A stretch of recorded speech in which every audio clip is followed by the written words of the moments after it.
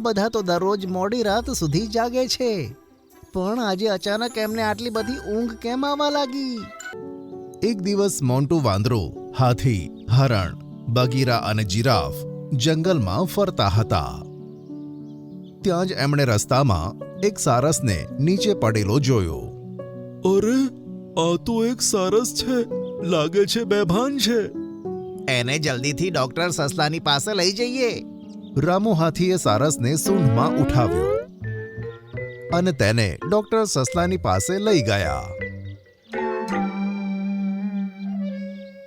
એણે સારસના માથા પર કોઈ હલકો લેપ લગાવ્યો અને થોડી જ વારમાં તો સારસ ભાનમાં આવી ગયો. ઈશ્વરનો આભાર. સારસ તું ઠીક તો છે ને? સારસ એમને કશો જવાબ આપતો ન હતો, બસ ટુકુર ટુકુર જોતો હતો. સારસ, તું કંઈ બોલતો કેમ નથી? શું તું બોલી નથી શકતો સારસ? અને સારસે હામાં માથું હલાવ્યું. અરે, આ તો બહુ દુઃખની વાત છે. સારું, જવા દે. આજથી અમે તારા મિત્રો છીએ. અમે તારું નામ મિંકુ સારસ રાખીએ છીએ, બરાબર ને? આ સાંભળી સારસે સ્મિત આપ્યું અને બધા જાનવર તેને પોતાની સાથે લઈ ગયા. ધીરે ધીરે સારસ બધા જાનવરોમાં હળીમળી ગયો. એક દિવસ ગોલ્ડીબાજ જંગલમાં આવ્યો. તેણે એક નાની ફળની ટોકરી પોતાના પંજામાં દબાવેલી હતી. સરપ્રાઈઝ! કેમ છો મારા પ્યારા જંગલવાસીઓ? અરે ગોલ્ડીબાજ, તું શહેરથી ક્યારે આવ્યો? બસ હમણાં જ આવ્યો છું અને તમારા બધા માટે ગિફ્ટ સ્વરૂપે આ ફળ લાવ્યો છું.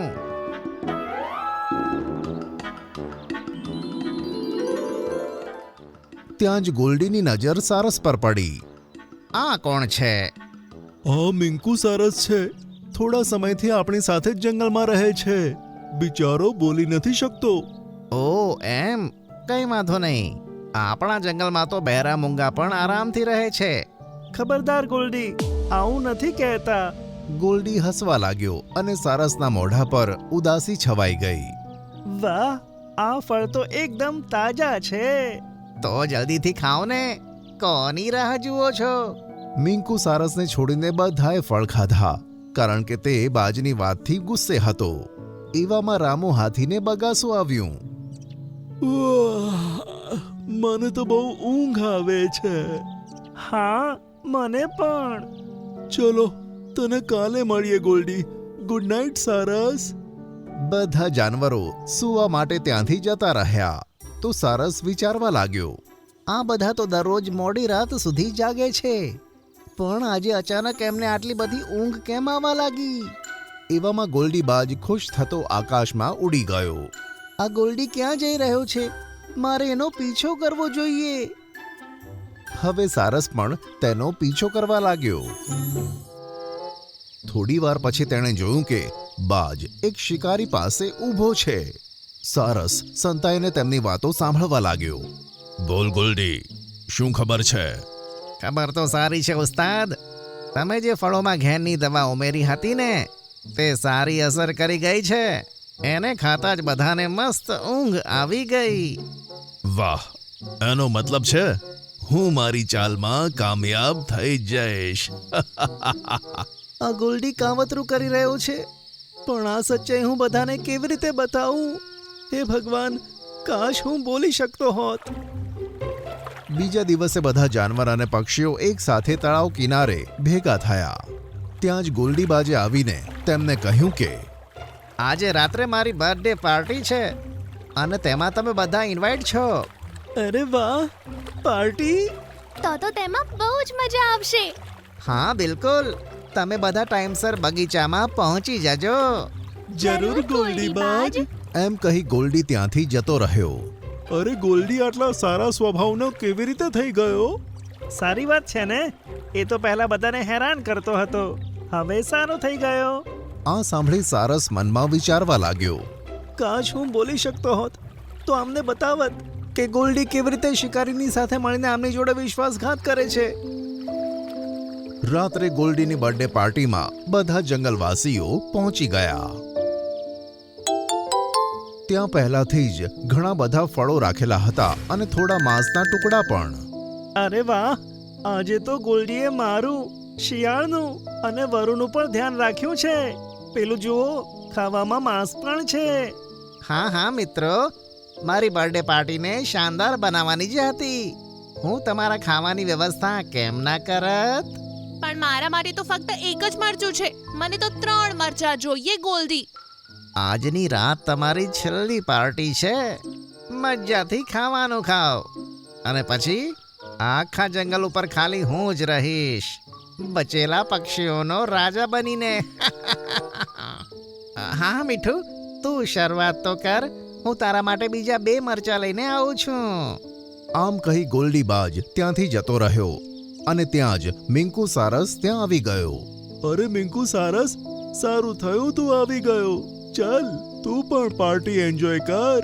હે ઈશ્વર, આજે તો મને અવાજ આપી દે, નહીં તો બહુ અનર્થ થઈ જશે. હવે સારસે જોર લગાવ્યો. અરે આ તો ચીઝ પાડે છે. આ શું કહેવા માંગે છે હવે? હું તો આ મરચાને ખાઈ રહ્યો છું. મારાથી ભૂખ સહન નથી થતી. મીઠું મરચાને ખાવાનો જ હતો ત્યાં જ સારસે જોર લગાવ્યું અને એના મોંમાંથી શબ્દો નીકળ્યા. ઉભો રે મીઠું, એ મરચીને ના ખાતો. અરે સારસ, તને બોલવાનું આવડે છે? ઈશ્વરનો આભાર કે મારો અવાજ આવી ગયો. પણ આ રીતે અચાનક કેવી રીતે તારો અવાજ આવી ગયો? જ્યારે કોઈ દુર્ઘટનામાં કોઈનો અવાજ જતો રહે છે ને, પછી તે પૂરી શક્તિથી બોલવાનો પ્રયત્ન કરે તો અવાજ પાછો આવી જાય છે. પણ એટલો પ્રયત્ન તો ત્યારે જ થાય છે જ્યારે કોઈ મોટી મુસીબત આવવાની હોય અને એ માણસ કે જાનવરને કંઈક જરૂરી બતાવવાનું હોય. હા, બહુ જરૂરી વાત છે. તમે બધા ધ્યાનથી સાંભળો. બાજ એક શિકારી સાથે મળીને કાવતરું ઘડી રહ્યો છે. હવે સારસે જે જોયું હતું તે બધી વાત જાનવરોને કહી દીધી. આ ગોલ્ડીને તો આપણે છોડીશું નહીં. આવવા દો એને. આમ નહીં મિત્રો, એ ગોલ્ડીબાજને કેવી રીતે મજા ચખાવવી એનો આઈડિયા મારી પાસે છે. થોડી વાર પછી ગોલ્ડીબાજ તેના સાથી શિકારી સાથે ત્યાં પહોંચ્યો તો બધા જાનવરો અને પક્ષીઓ જમીન પર પડ્યા હતા. વાહ, આપણો પ્લાન કામયાબ રહ્યો. ઉસ્તાદ, જરા બહાર આવો. હું હવે આ બધા જાનવરોને ટ્રકમાં ભરીને શહેરમાં ટ્રાન્સફર કરી દઈશ અને પછી આ બધાને ઝૂમાં રાખવામાં આવશે. એટલી પણ શું જલ્દી છે શિકારી? ત્યાં જ ગોલ્ડી અને શિકારીએ જોયું કે મિંકુ સારસ તેમની સામે ઊભો છે. અરે ગુંગા સારસ, તું ક્યારથી બોલવા લાગ્યો? મને બધી ખબર છે ગોલ્ડી. ઈશ્વરે તારી કરતૂત બહાર લાવવા માટે મને અવાજ આપી દીધો. તેમ છતાં પણ તું શું કરી શકે છે? આ બધા તો બેભાન થઈ ગયા છે ને. આ તારી ગેરસમજ છે. તેનું આટલું કહેતા જ બધા જાનવરો અને પક્ષીઓ જે બેભાન થવાનું નાટક કરતા હતા બધા ઊભા થઈ ગયા. ગોલ્ડીબાજ, તને તો હું છોડીશ નહીં. ચીલ અને કાગડો બાજને પીટવા લાગ્યા. બીજા બધા જાનવરો શિકારી તરફ ભાગ્યા. બચાવ! તેમનાથી બચવા શિકારી પોતે જ ટ્રકમાં ચઢી ગયો. ત્યાં જ મોન્ટુ વાંદરો ડ્રાઇવિંગ સીટ પર બેઠો અને ટ્રકને સ્ટાર્ટ કરી નાખી. અરે, આ ટ્રક કોણ ચલાવે છે? બચાવ! ચાલતી ટ્રકમાંથી મોન્ટુ વાંદરો કૂદી પડ્યો અને ટ્રક સીધી ખીણમાં પડી ગઈ. શિકારીનો અવાજ જંગલમાં ગૂંજીને રહી ગયો. આ બાજુ ગોલ્ડીની હાલત પણ ખરાબ થઈ ગઈ હતી. તમે મને માફ કરી દો. હવે હું ક્યારે પણ વિશ્વાસઘાત નહીં કરું. અહીંયાથી નીકળી જા ગોલ્ડી. પાછો ક્યારે આ જંગલમાં જોવા ના મળતો. ગોલ્ડી ત્યાંથી ભાગી ગયો અને બધા જાનવર સારસનો આભાર માનવા લાગ્યા. પોતાનો અવાજ મેળવીને સારસ પણ ખુશ હતો અને હવે તે પણ બધા સાથે મન ભરીને વાતો કરવા લાગ્યો.